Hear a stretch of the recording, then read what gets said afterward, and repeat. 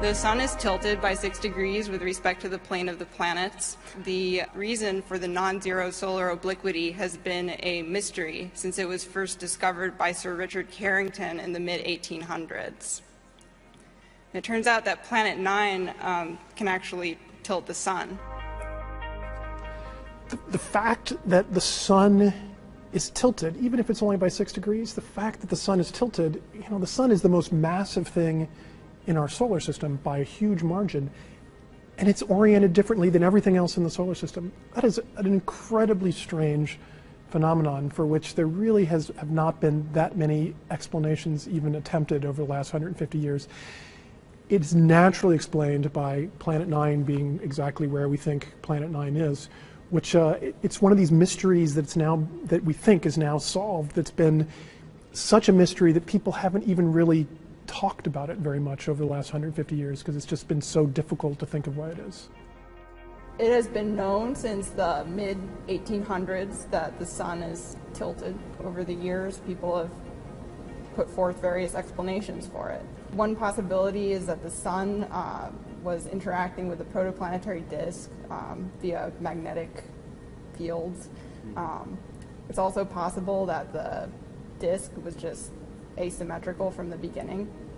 And it's also possible that the sun actually had a stellar companion a long time ago. It was a moment of inspiration. Not all projects start out this way. Not all results really come. Some of them come, it slowly dawns on you. We were sitting in Constantine's office one afternoon, and we were actually thinking about a different problem entirely, which is how Planet 9 would interact with these very distant objects in the Kuiper belt that made us originally think that Planet 9 was there. And in just a moment, as we're thinking about it, and we're doing this with our hands, trying to think of directions things are going, I think we both realized at about the same time. It's like, oh, it's going to make the sun look tilted too. And it was very clear from the way we did our fingers that it was going to make an effect. What we didn't know until we did the calculations was how much of an effect was it going to have and in what direction was it going to go. But we knew it had to do something. Planet 9 has been scattered out into the distant solar system. So because it has an orbital period that's so long, it has an enormous amount of angular momentum, right? Just as much almost as the rest of the solar system combined. So even though as an object it is not as massive as Jupiter, it has a huge lever bar. Okay? And using that lever bar, it can effectively torque the rest of the disk of the solar system by 6 degrees over the age of the sun. Next, always next on our list is find the planet. We think we have it narrowed down to a pretty small patch in the sky that we have to look at. Small patch in the sky still means we need many, many nights on the telescope. We're pretty convinced that by maybe the end of next winter, we will have been able to cover enough sky that we'll actually be able to find it. When we find it, we both show that this hypothesis has been correct, we learn about it, but we also see how much of the sun, how it should have tilted the sun too, and see if this is the only thing that's been tilting the sun or if other things are around doing it.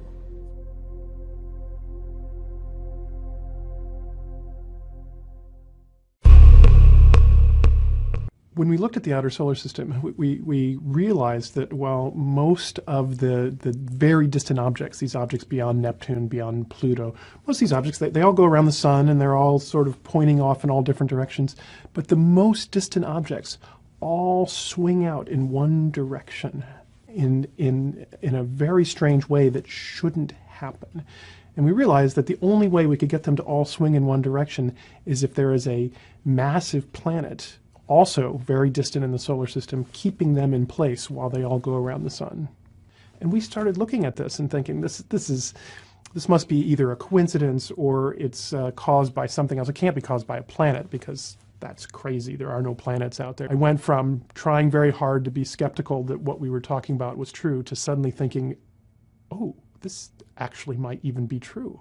So the object itself likely is more massive than the Earth, probably a little bit less massive than Neptune. It sits right in between that terrestrial to giant icy planet range. Its orbit unlike the orbits of the known planets, is not nearly circular and planar. Instead, it is exceptionally wide, 20 times bigger than the orbit of Neptune.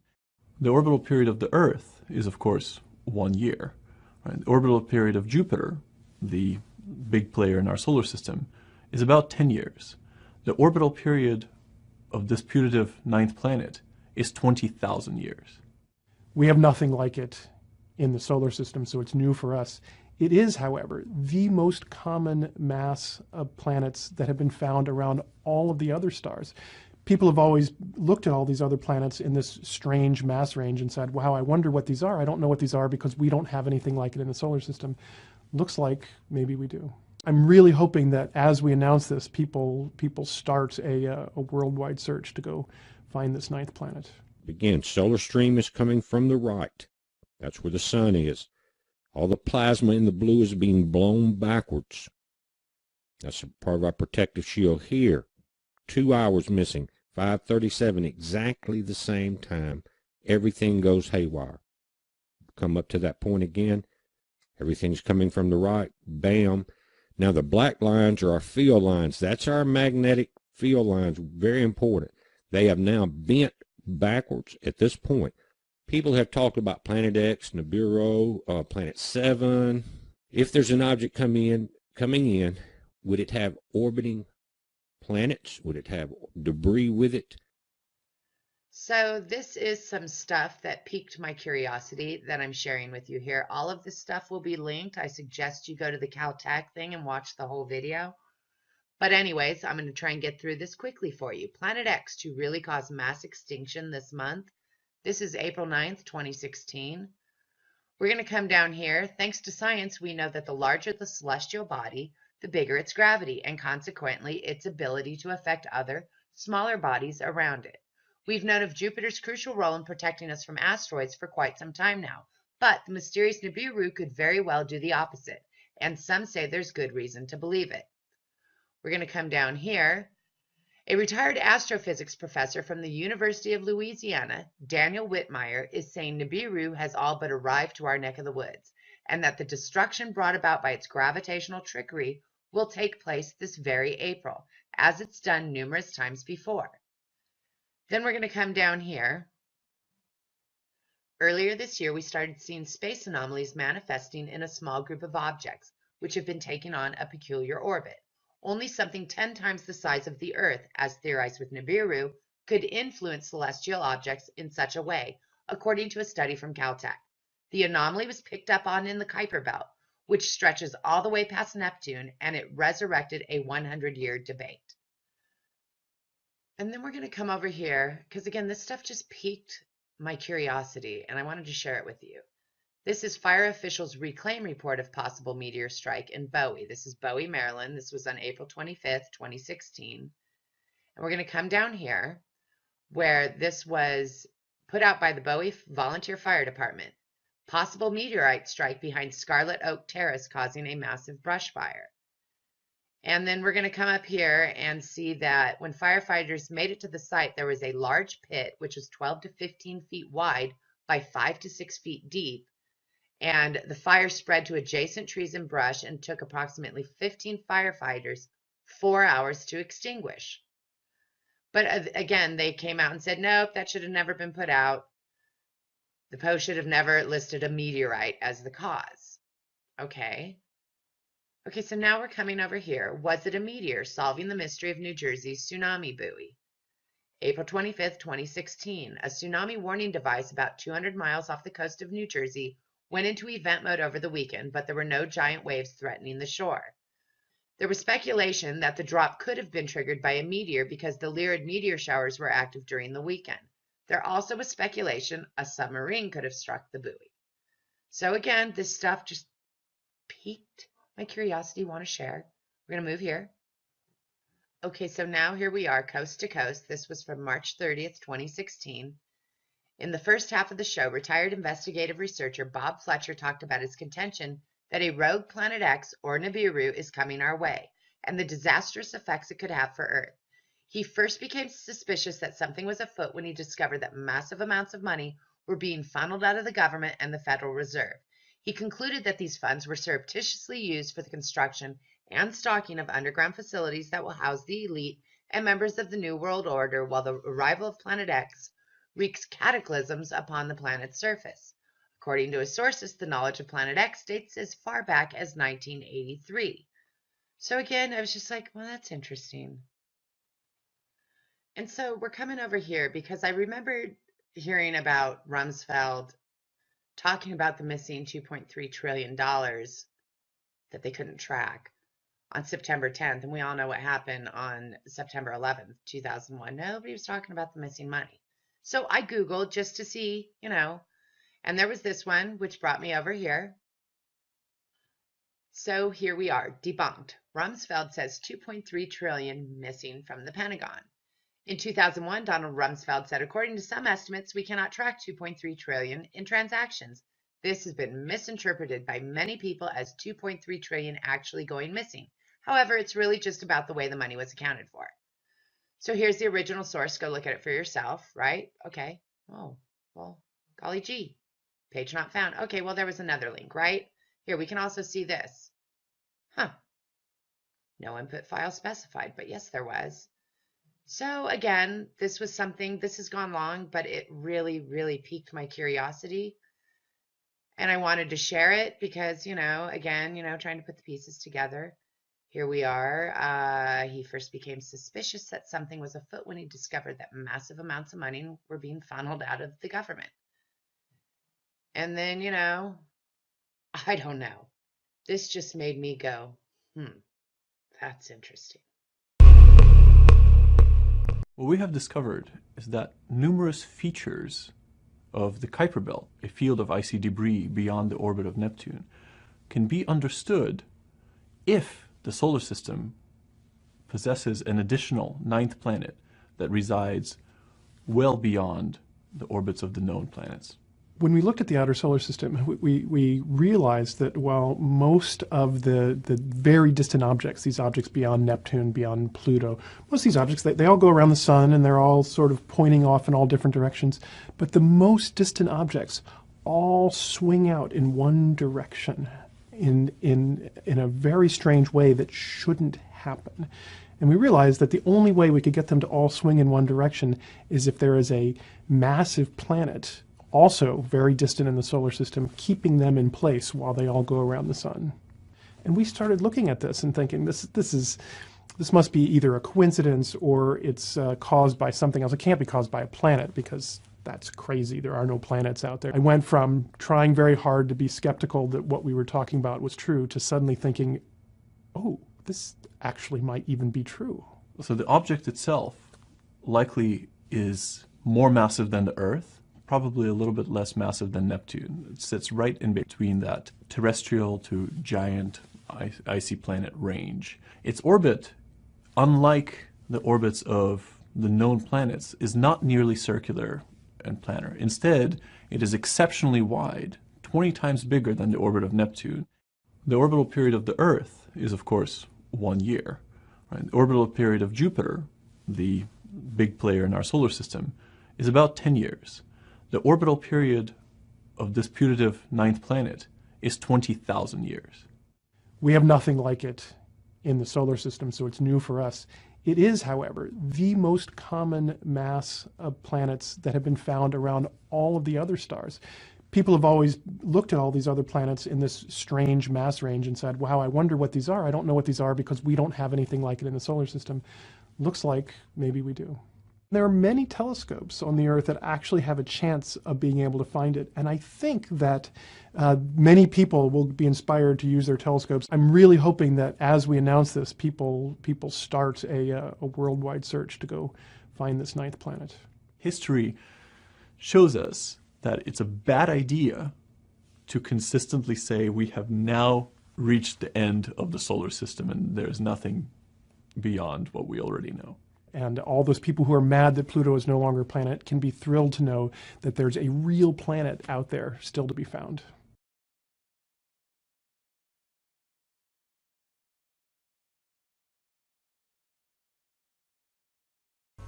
NASA has recently confirmed by its NEOWISE project tracking near-Earth objects that a brown dwarf star is, quote, relatively close to Earth. And of course, in this comparison image, you can see how big the brown dwarf star is compared to Earth.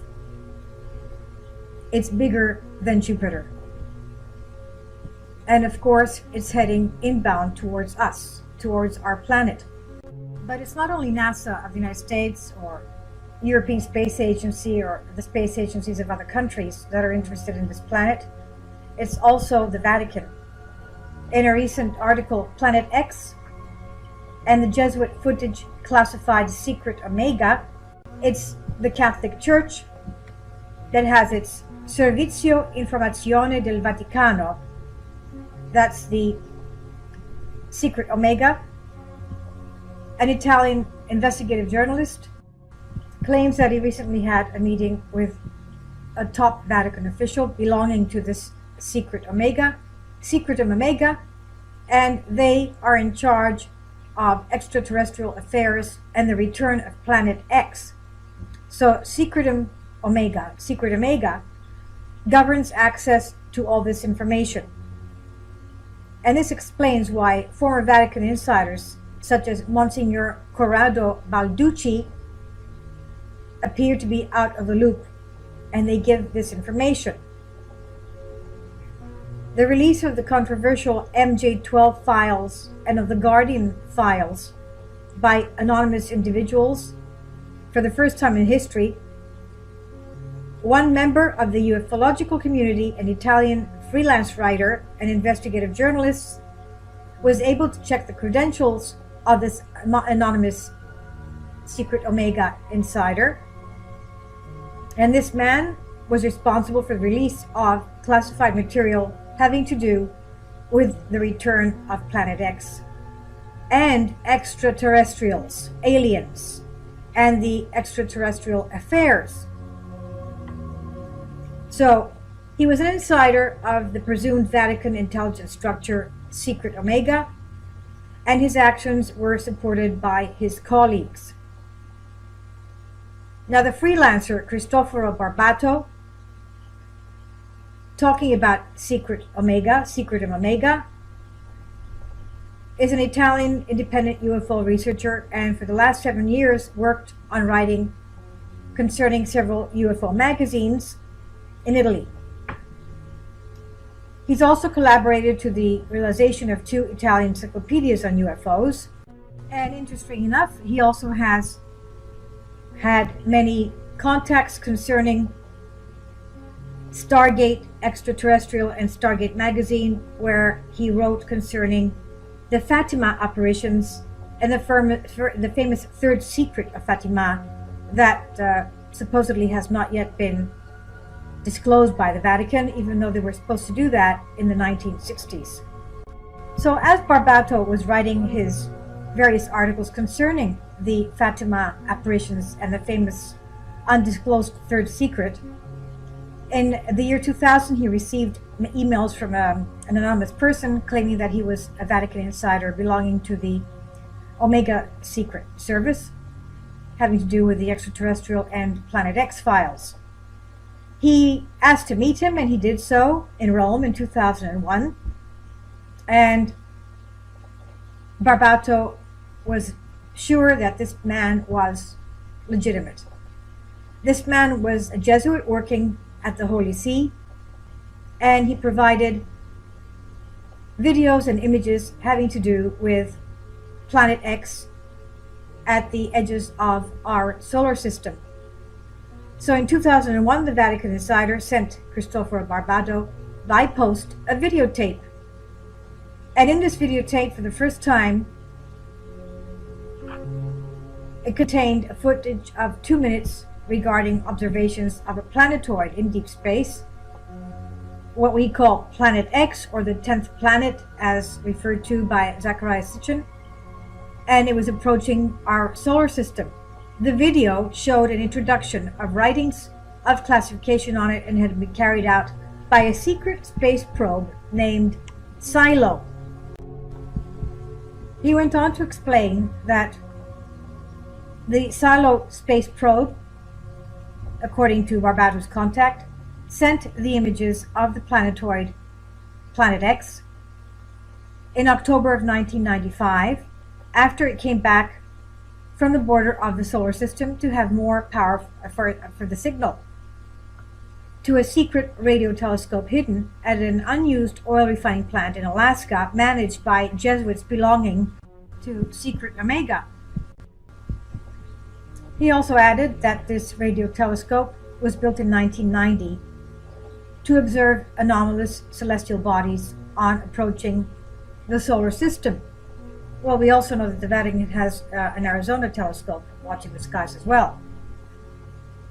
So the passage from Barbados' press release says, quote, "The meeting with an alien delegation at Maroc Airfield Base in February 1954 in the presence of President Dwight Eisenhower and James Francis McIntyre, Bishop of Los Angeles.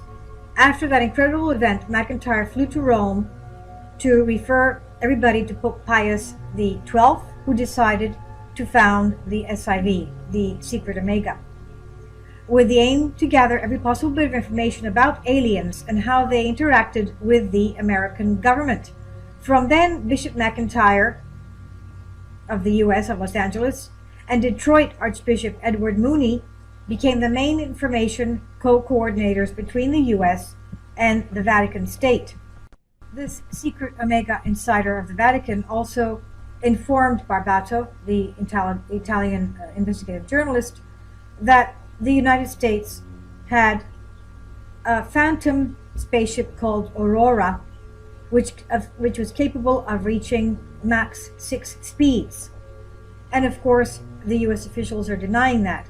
The insider alleged that it was an American secret hypersonic aircraft capable of reaching the Mach 6 performance. Now, the Italian investigative journalist Barbato remarks are confirmed in Dr. Stephen Greer, his book recently titled Hidden Truth, Forbidden Knowledge. Revealed in the chapter number 16, passages of it have been published in Nexus News Times magazine on the survey Twilight Zone, number 64, October-November 2006, that during a meeting with some rebel insiders taking place in December 1944 in Phoenix by Wrigley Manson, one of them confessed to him that Indeterminate Jesuits control technology on UFOs, information, and contact with aliens. This article also goes on to state that there should have been some direct personal meetings between Secret Omega members and the Nordic-looking races of aliens coming from the Pleiades, and that these aliens presumably warned humans against another alien race met by the Americans in the California desert. That these meetings between Secret Omega and aliens took place mainly in the U.S. territory, but also twice in Rome at the Vatican. Precisely in the Vatican Gardens at the Papal Academy of Sciences, in the presence of Pope Pius the 12th. The Jesuit contact also confirmed to the Italian journalist the reality of the George Adamski John the 23rd meeting, where they spoke about some very interesting details concerning the aliens and Planet X, and also called Secret Omega the highest security level, equivalent to the NATO Cosmic Top Secret. I'll leave a link below for you for this article.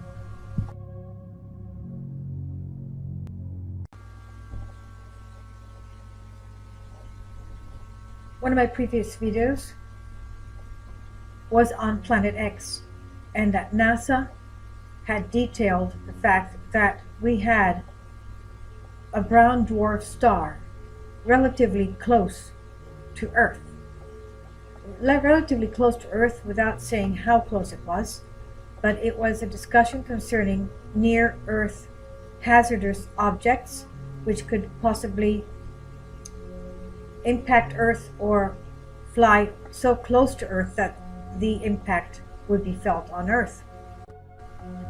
And also Father Malachi Martin, who is close to one of the former popes, who passed away in 1999, and many people believe that his death was not by accident, because he had revealed the fact that Planet X, or some kind of a planetary body, was inbound towards Earth, and that third secret of Fatima would in fact be a celestial body coming so close to Earth, or impacting Earth with a devastation, a chaos that would be utterly inconceivable.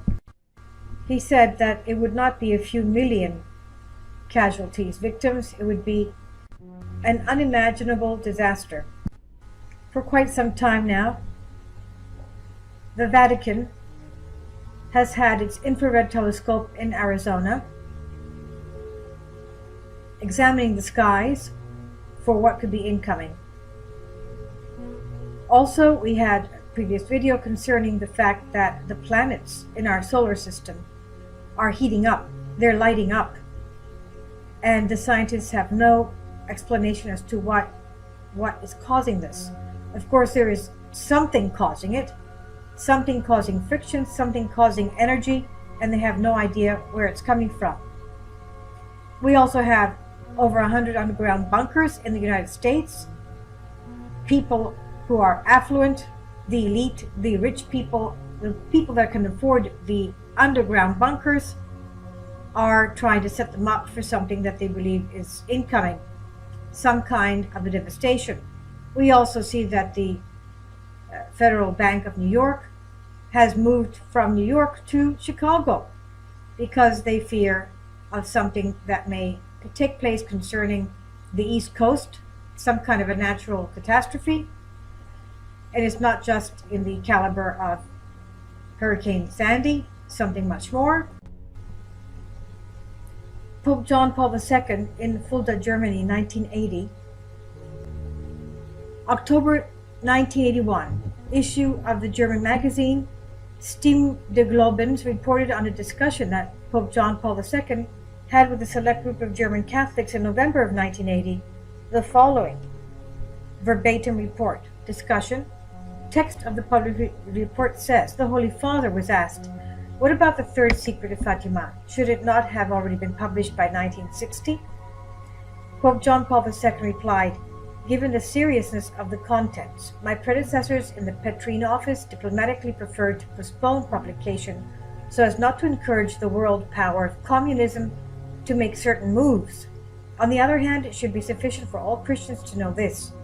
If there is a message in which it is written that the oceans will flood whole areas of the earth, that's of course tsunamis, the whole areas of the earth worldwide, going back to what Pope John Paul was saying, and that from one moment to the next, millions of people will perish.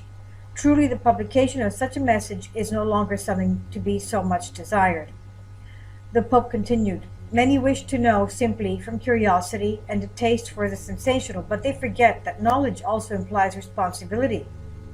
They only seek the satisfaction of their curiosity, and that is dangerous if at the same time they are not disposed to do something, and if they are convinced that it is impossible to do anything against evil. At this point, the Pope grasped a rosary and said, here is the remedy against this evil. Pray, pray, and ask for nothing more. Leave everything else to the Mother of God. The Holy Father was then asked, what is going to happen to the Church? He answered, we must prepare ourselves to suffer great trials before long, such as will demand of us a disposition to give up even life, and a total dedication to Christ and for Christ. With your and my prayer, it is possible to mitigate this tribulation, but it's no longer possible to avert it, because only thus can the Church be effectively renewed. How many times has the renewal of the Church sprung from blood? This time too it will not be otherwise. We must be strong and prepared, and trust in Christ and his Mother, and be very, very assiduous in praying the Rosary.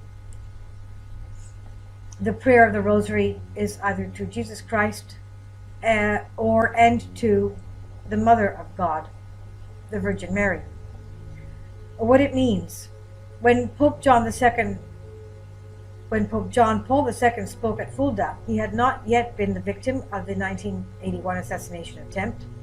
Speaking of the third secret of Fatima, he did not allude to anything resembling a future assassination attempt, which in 2000 the Vatican announced to be the subject of the final part of the secret that Our Lady revealed in Fatima in 1917, but rather to imminent chastisement and worldwide tribulation. The Holy Father implied that evil is the force behind the elements contained in the third secret.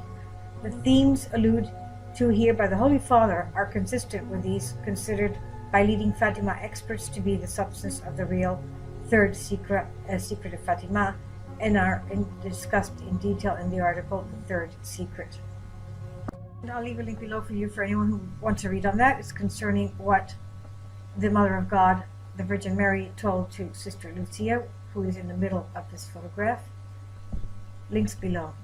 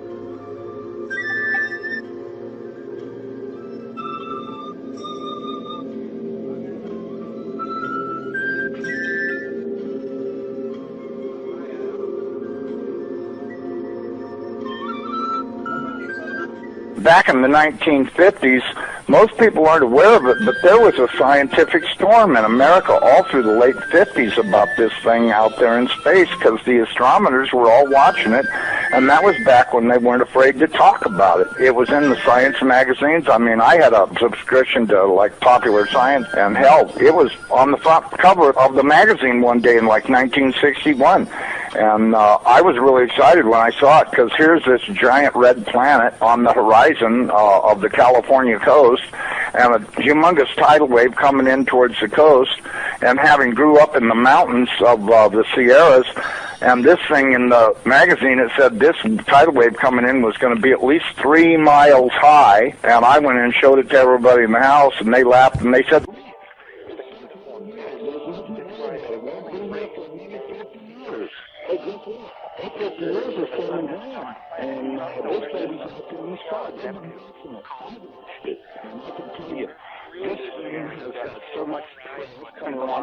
you know, we live in a solar system.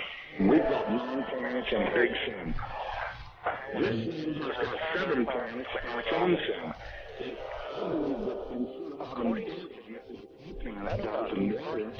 I think this one is just a big, bright, reddish-orange iron ball because it's giving off all this red iron oxide dust out into the atmosphere. At first, it was just a teeny little red speck of fuzzy red dust in the distance, but over the years, as it went by and we watched it, it got bigger and bigger and bigger. And then finally, about 2008, we could see this thing like it was across the street, and we could see that it was a blazing hot ball of fire giving out sparkles of red iron oxide dust for thousands of miles in every direction. And you could see the planet circulating it. Now, I'll tell you one thing that I really am nervous about. I think this thing's got a planet like ours circling it. This is its own solar system. We're about to have a solar system come through the middle of our solar system. This can't be good. But unfortunately, it looks as though that's what's going to happen. Hopefully nothing in this mess will hit us, even though it does say it will in the Bible, leastwise it does in my Bible. It says we can expect all kinds of problems. We were looking at asteroids. Right close to this thing, there's asteroids that are floating around right near that are orbiting the main sun itself. These things appear to be about 500 miles across. And as you go back into the tail, you get into meteorites that go back for millions of miles in the tail. This thing looks like a giant red teardrop-shaped dust cloud. And you can see, if you're able to see it up close like we did, you can see every speck out there. I guarantee you there's trillions of meteorites following this thing. Now, these CIA people that I know say that we're not going to be that close to it when it goes past us. They're saying that in order to attain breakaway speed, when it comes up around the backside of the sun, its speed will at least double, possibly more, which will put it here earlier than everybody is saying it will, and that this thing will probably be about 20 million miles from us when it crosses in front of us. And then as soon as it flips us upside down, we're going to go into its debris field tail and be pelted with meteorites. And, of course, in the Bible it says they will a talon 70 pounds. So if you've got 70-pound meteorites falling like hail, and I can guarantee you they will be falling like hail because there are that many in the tail of this thing. This thing has got a tail loaded with trash. I mean, it's incredible the amount of stuff that's in this thing's tail. And we're going to go right through that tail, and if it doesn't beat everything on the surface of the ground into a flat putty, I don't know what it'll take. I tell everybody, you better be at least 20, 30, 40, 50 feet underground and have either concrete or stone above you, because it'll break through the roof or whatever you've got if you don't. These CIA guys told me that this pole shift will probably happen from start to finish in around 28 minutes. That doesn't give you a lot of warning. When you see that thing out there in the sky, you're going to have to run as fast as you can to your underground facility, because this is going to happen so fast. Now, see, here's another thing nobody's talking about. You've got this giant iron planet that they say is 47,000 miles across, getting ready to come up past us, and when it starts to approach us, it's going to start and have real serious effects. So is it a planet or a failed star? It's not a failed star. You know, I saw this thing up close. It did not look like a failed star. It looked just like our sun. Right. Okay.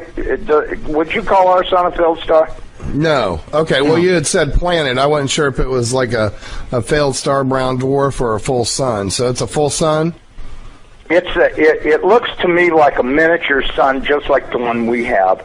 The only difference is our sun is giving off flames and stuff, and this one's doing the same thing as it, but it's giving off this apparent that this thing is just orange hot. I mean, to tell how hot it is, I was told that they estimated between 5 and 10 million degrees, but, you know, I don't really know, if that's right or not. I mean, it's got to be pretty hot because it's sending all of this red iron oxide dust out into space around it. Right. And it's got this enormous, and I mean enormous, at least 50 or 100,000 miles on each side of it, this red dust cloud that goes all the way around it. I know when we were watching it, as it started to make the upward swing to approach behind our sun, it was amazing. The red dust cloud settled down. Instead of being round, it started to settle down into a V, like wings, upside-down wings.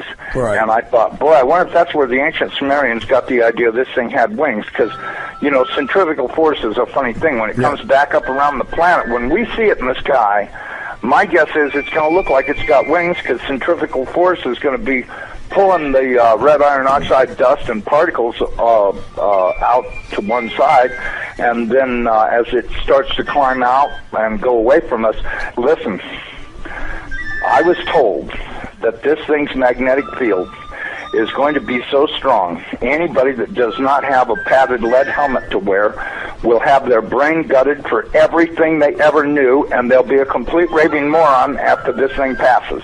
They'll they won't know, they'll pee in their pants. They won't have a clue what's going on, because this thing will gut their brain. And you know, I was reading a deal in my Bible. It says that after this happens, that nobody will care because they won't be able to remember it. Well, of course, I was told by somebody the reason that is because the electromagnetic field from this thing will be so strong, because, see, as it comes up underneath of us, it's going to start and pull us toward it.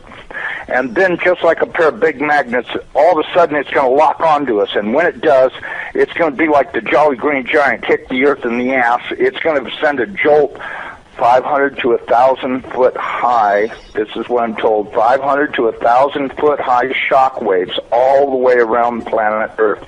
They'll be so bad that in a lot of areas that don't have good solid soil, it'll fluff it so badly that you'll practically be like you're standing in quicksand. And that this thing's magnetic field will literally gut your brain of everything. And so you may want to give some thoughts to getting you some sheet lead, build you a little lead helmet to wear, you know, like a little motorcycle helmet to protect your entire brain and the back of your neck, so that way this can't happen. Because, you know, if these guys are right about this, and I'm pretty sure they are, because I know for a fact they know what they're talking about when they say stuff. And so, you know, and it does sound reasonable to me, knowing what I do about electromagnetic energy, that this could happen. And it very easily could gut everybody's brain for everything they ever knew, and they'll stand there and pee in their pants and go, gee, what was that? And that's if they still know how to talk. And there won't be any doubt in anybody's mind, because this thing's going to look like a big red dragon, exactly like all the ancient Sumerians and the Chinese and all the rest of them that had documented this thing's passing before. It didn't look like a white ball or a snow cloud or nothing. It looked like a big red iron oxide dust cloud with a superheated star in the middle of it. And I mean, you know, and that's what we've seen. So, you know, I don't care what anybody else says. There's a possibility. There's more than one thing out there. You know, I watched it through the Hubble Space Telescope, and when this thing looked like it was across the street, the Hubble got cut off and they encrypted it, and that was the end of any transmissions we had to watch. And we know that the Hubble, in order to be in the shadow of the Earth, had to be at an angle, and so that meant it was looking downward, and this thing was coming up underneath of us. And I tell you the honest to God truth, I personally think this thing is real close to us right now, but, you know, that's just my general feeling that, you know, and I'm a pretty psychic guy. I have the feeling that this thing is right close by and that we're going to see it any time. I mean, I've been doing everything I could do to get prepared for it to... I'm really worried about what Jesus says. You know, when the fig tree is putting on its leaves, know that summer is near, and I'm at your door. And that worries me more than probably anything I've read in the Bible about this whole thing, the parable of the fig tree, because everything seems to be in place for this thing's arrival. And the bad thing is, he says, I'm going to come like a thief in the night. Well, it does also say in the Bible that I'm going to make the sun go down at noontime in Jerusalem.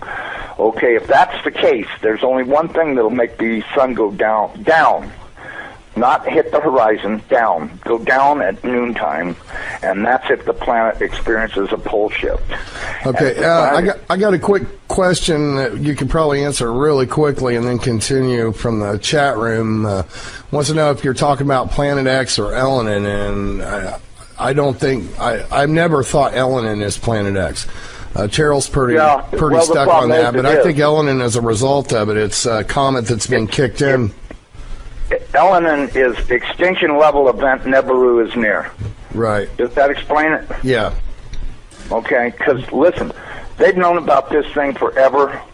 And I mean, they've known about it forever. I mean, if I read about it in a science magazine in 1961, that tells you that, I mean, it's only 1,800 years away. How could they not be able to see it when it came around the backside of the last sun and headed this way? Right. You have to know they've been watching it, because if you know, Carl Sagan was showing stuff that they took with their old telescopes that was billions and billions of miles away, and this thing's only 1,800 years away. Well, And by 1930, it was only 70 years away. You know, we do estimate that this thing, let me give you a thing, maybe you can figure out your own timeline. We estimated that this thing is traveling around 3,500 miles an hour, okay? Okay. That was our estimate of its speed. Now, it has been picking up speed, and that's the reason why we think it's going to arrive early, because when it comes around the backside of the sun, it's got to double that speed in order to attain breakaway speed to leave the sun and not wind up orbiting it. It's never orbited the sun in the past that we know of, so that means that it's going to have to attain breakaway speed to head back out into space. Now, you look at the NASA videos, photos, and all this other crap those morons put on the internet.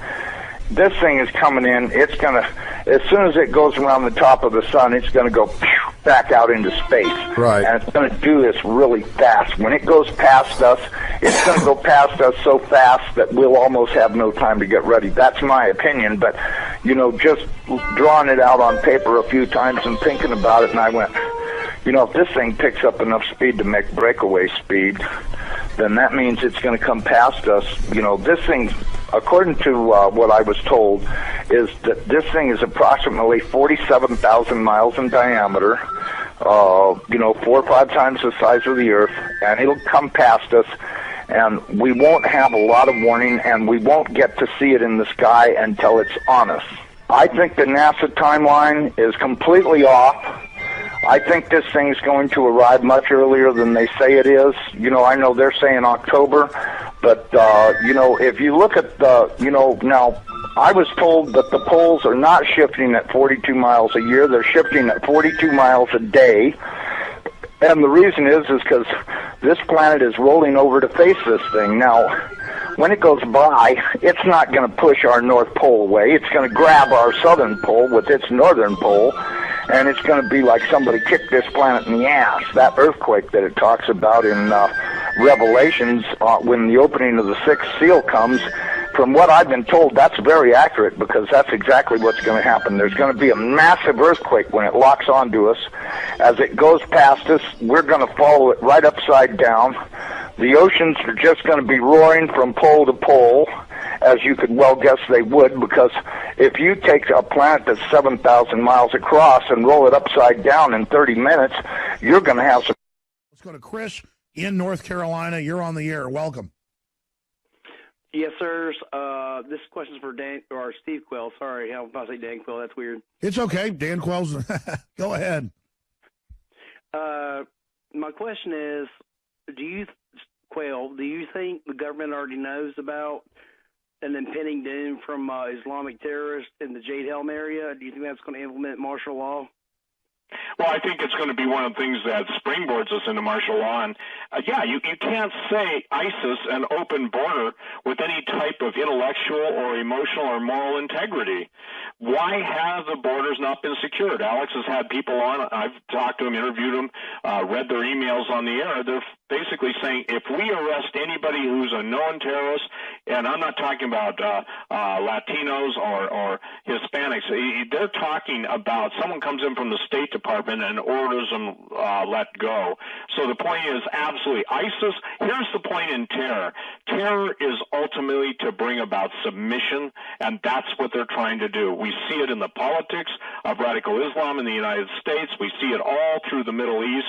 And the point is we could have stopped this. And if anybody remembers, Alex, remember the long victory parade, 4.5 miles long, of ISIS and their captured U.S. stuff in Iraq? And yes.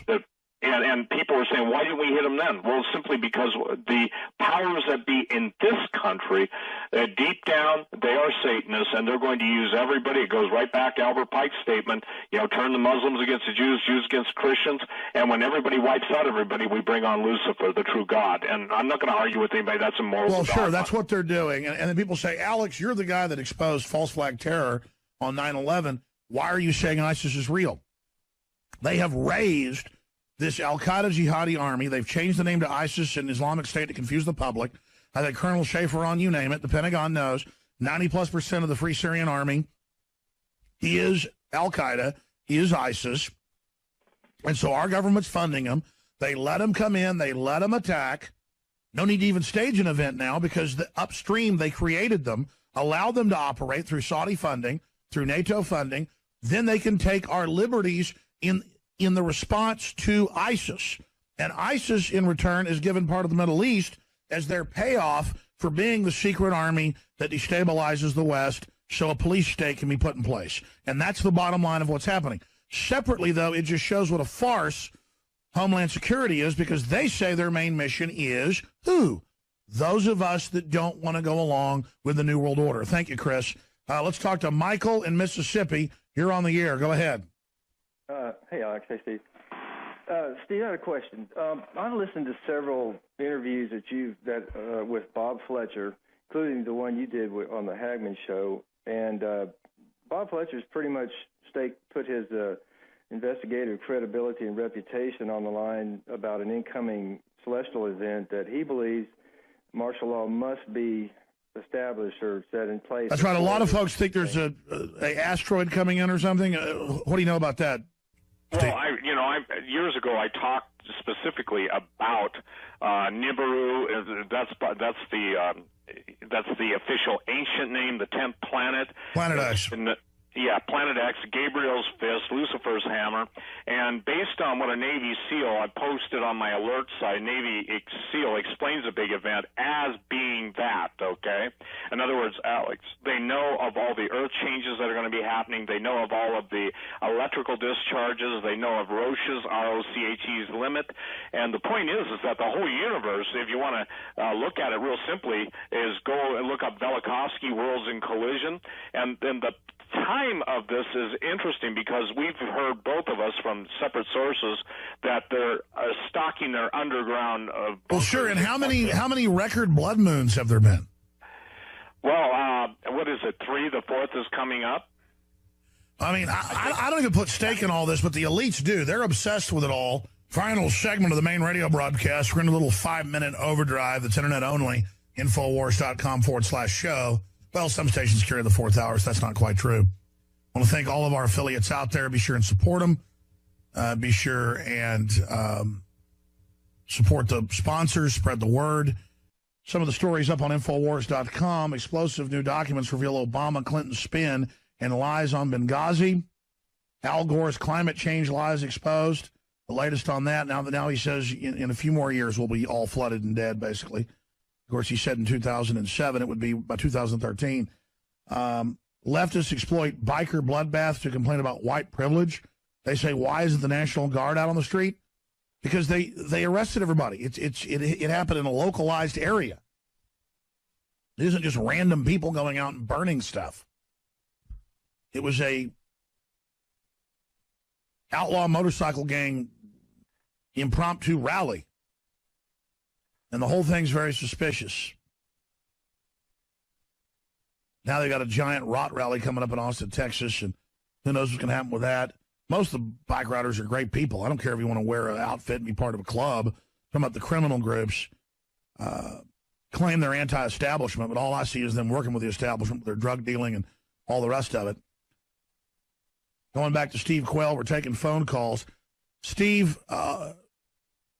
what do you think is really going on with this? I mean, you say you have some questions about it. Why does everything keep popping up in Texas? Well, I think that Texas, number one, has one of the strongest real-based economies in the world without massive amounts of debt. Number two, it's the spirit of the Alamo. Number three, it basically is because if that secret agreement that is in place that I've been told that you've been affirmed that it is too, to return Aztlan to Mexico, then obviously the greatest resistance is going to come from Texas. Texas has a history, and by the way, wasn't there a TV series out or HBO special called The Sons of Texas? I think there was or something, or is coming out, and I thought that was very prophetic in its timing. So it's because of the border, it's because of the strength of the people, it's because you're obviously a God-fearing state historically, with minor exceptions in some of the politics, and that's the idea of all of the assets that are available in Texas, meaning the oil. Oh, it's definitely its own standalone country, and the U.S. surpassed a year ago Saudi Arabia in global production. That's mainly Texas, is the biggest oil producer in the world. It has its own infrastructure. They look at the demographics, and they know politically Texas is not going to say yes to the New World Order, and so Jade Helm is a dry run. We're not demonizing the military. It's there to condition them as well. Rich in Ohio, you're on the air. Go ahead. Hi, Alex and Steve. Welcome. What a combination. It's great to talk to both of you guys at the same time. You guys are excellent. I watch your videos and, I connect the dots. Thank you, brother. You're both skirting around the big dots. You both see it, but you don't see it. Well, hey, you're on the air. No, don't need to preface it. Got a minute? And then look at Richard Shaw's new production on the Torah codes. And these are the two biggest dots that are interconnected that you're missing. You know, I've been on the air for 20 years, and I'm always hearing about Planet X. I know there's a Kuiper belt, there's an asteroid belt. I know we get struck by big objects. I know it's real, but people are always saying it's coming in 2-3 years, and it just becomes this all-encompassing thing. I know governments are dug in, 4 big collisions, comets, you name that. I mean, so I know that's a real threat. Yellowstone, supervolcano, all of it. But to just say it's this and it's going to happen, I don't think we can say that. Steve Quayle? I agree with you, Alex. You know, I hear about Yellowstone's going to blow any minute. I fly down there almost weekly sometimes. I mean, I'm down there. It's not ready to blow. The bottom line is it doesn't do you good to worry about Planet X if you're going to get wiped out, in August, September, should Jade Helm go active. The timing is always the issue. Doesn't do Stay there, Steve. Back in 70 seconds. I want you to finish up. SteveQuayle.com, AlexJones, Infowars.com. Nightly News Tonight 7. The over-the-top nature of reality is why so many people just can't wake up, because it is legendary, epic, what's happening. And let's say we're exaggerating, and half of it's true. It's still over-the-top insane. And unfortunately, I think it's probably worse than we're saying in many respects. The elite have gone insane like Caligula. I want to go to Max, Mike, and others here in just a moment. And I want to give a final comment real quick after that to Steve Quayle. I really appreciate riding shotgun with us today. Max has a question for Steve Quayle on weather weapons. Go ahead. Hi, Alex Jones and Quayle Man. I was wondering with the weather weapons they use, electrofrequency, magnetism, microwaves, and also chemicals, do those interfere also with, I naturally assume so, the human body and mind, and also a further extension of MK Ultra? Are you asking me if it can affect the human mind?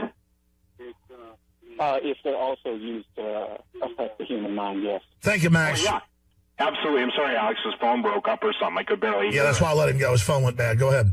Yeah, absolutely. There are so many studies. You can go on the internet, electronic mind control. Also, it's possible to produce heart attacks. I mean, they have electromagnetic weapons, and I believe that's what they used on Breitbart when they killed him within 5 or 10 minutes after National Defense Authorization Act, 1867 was in place. Andrew Breitbart was dead. What about Michael Hastings and blowing his car up? I mean, they really are killing people. Yeah, for a certainty, and I've done my homework, Alec. It's just on Weather Wars. People say, well, they can't do that. I'm just telling you, they can, and when I've spent, I'm looking at my, 400, 500 footnotes, whatever there is. The point is yes, they can, yes, they are, and yes, they will. We're not in Kansas anymore, as I say every day. I mean, we are in a futuristic weirdo land, and the public still thinks we're back in 1950. We're not. Let's talk to, let's go ahead and talk to Drew in Missouri. You're on the air with Steve Quayle. Go ahead. Yeah, man, great talking to you two. Real quick, my question is, I got 2 small kids, and I want to be prepared for this upcoming Civil War. What are the 3, maybe 3 top things you suggest a guy should do? I got a farm, I can prepare and self-sustain. What do you suggest, like guns and ammo, silver and gold, stockpile food and water? Yeah, by the way, they've been holding gold down. It's starting to go back up. Steve Quayle, what would you do, the top things to get ready for the unraveling of society, which we know is coming? The only question is when. Right. Well, this is going to sound extreme, but at the time, when I say extreme, at some point, all of us have to throw our smartphones away, okay? That's true. That's a radio tracking beacon. Oh, yeah, they track you everywhere you go with it. Yeah, but the number one, food first. What I'm telling everybody, Alex, food prices are going to rise. Food will be available, but at nothing near recognizable prices. So no matter what a budget is, I know the farmer has got food and stuff stored up. You have to have a form of self-defense. You must absolutely, and be familiar with it. I'm sorry, a father is charged biblically to protect his family. And Alex, you've gone on record, I've gone on record, there's nobody, as long as we're alive and God gives us grace and breath, that are going to harm the... That's right, and it's not we're looking for violence. You've just got to be ready to kill for your family and already be preset that you're not going to think about it when the time comes or you'll be dead. Absolutely. The other thing you've got to think about is having a secondary location. Everybody needs a back door. By back door, if you have land, sir, make sure that you have other areas on your land beside the home. The point is that, you've got to get a realistic working knowledge of the things that disappear first, and you want to be where everyone else isn't when the cash are killing cash. So the only way people outside of the system who won't take the mark of the beast will be able to do any type of commerce is with gold and silver. There's an attack on that. They've kept it down. It's getting ready to move, and we're watching that in the last 3 days. That's right. I want to have you up very soon, if you can do it, Steve, to break down, because you're a top prepper, one of the main founding guys. You ever talk about that, about just the war on individualism, on cash, on farming, on the family.